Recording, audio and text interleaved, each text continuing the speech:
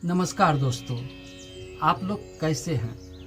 उम्मीद करता हूँ आप लोग खुश होंगे और स्वस्थ होंगे। दोस्तों, आपको भी बरकत, धन और बीमारियों से छुटकारा चाहिए तो मेरी इन बातों पर ध्यान दें। बरकत अथवा वह शुभ स्थिति जिसमें कोई भी चीज या चीजें इस मात्रा में उपलब्ध हो कि उनमें आवश्यकताओं को पूर्ति होने के बाद भी वह बची रहे, अर्थात अन्न इतना हो कि घर के सदस्य सहित अतिथि आए वह भी खा ले, धन इतना हो कि आवश्यकता को पूर्ति के बावजूद वह बचा रहे।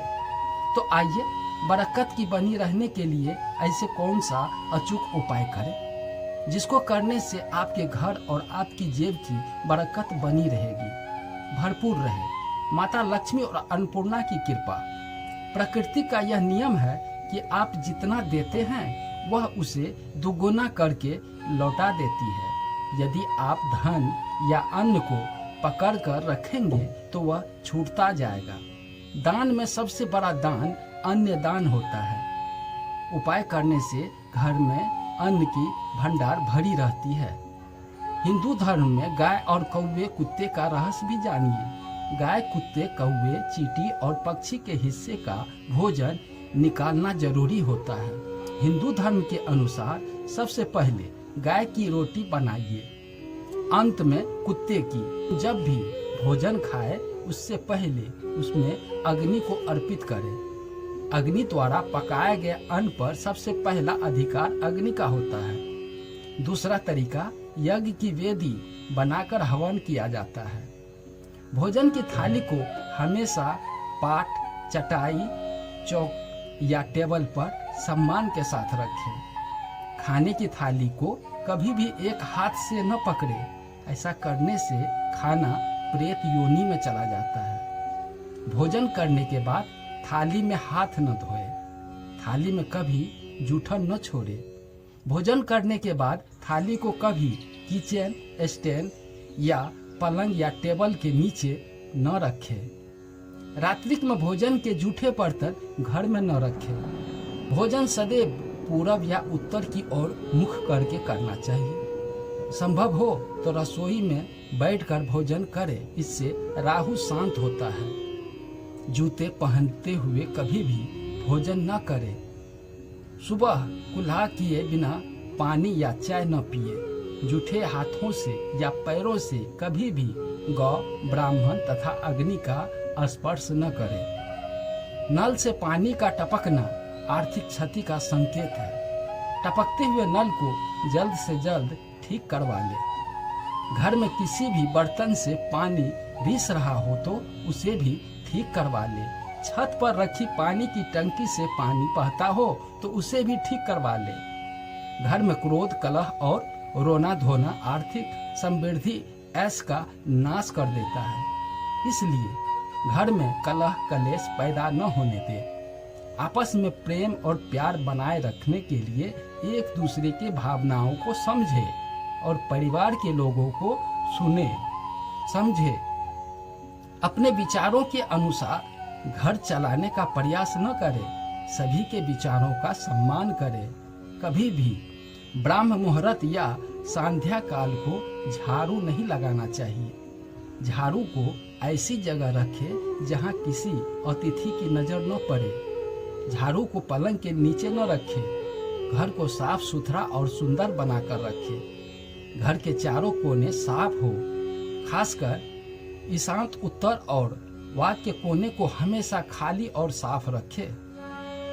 वॉशरूम में गीला रखना आर्थिक स्थिति के लिए बेहद नुकसानदायक होता है। प्रयोग करने के बाद उसे कपड़े से सुखाने का प्रयास करना चाहिए। दक्षिण और पश्चिम दिशा खाली या हल्का रखना कैरियर की स्थिति के लिए शुभ माना जाता है, इसलिए दिशा को खाली न रखें। घर में काले, कत्थक, मटमैले, जामुनी और बैंगनी रंग का इस्तेमाल न करें, चाहे चादर, पर्दे या दीवारों का रंग हो। घर को सीढ़ी को पूर्व से पश्चिम या उत्तर से दक्षिण की ओर ही बनवाए। कभी भी उत्तर पूर्व में सीढ़ी न बनवाए।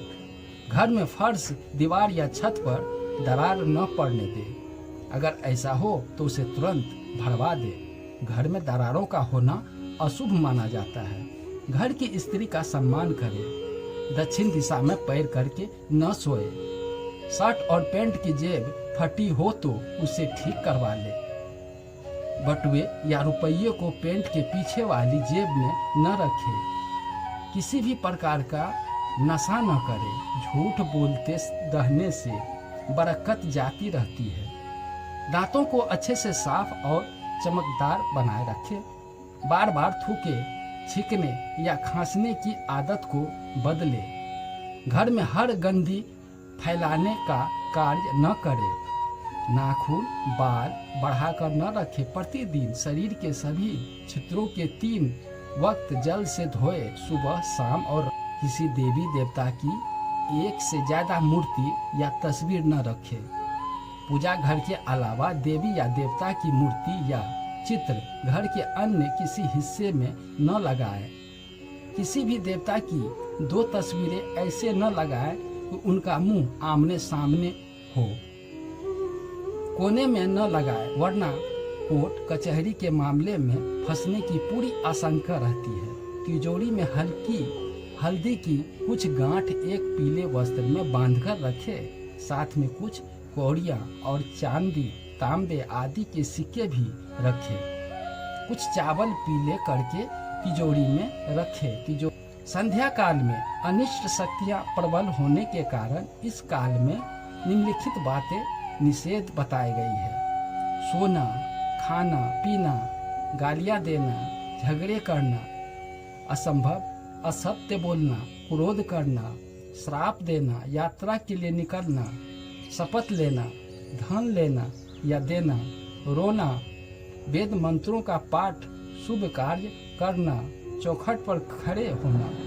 उपयुक्त नियम का पालन नहीं करने से जहां एक और बरकत चली जाती है, वहीं व्यक्ति कई तरह के संकटों से घिर जाता है।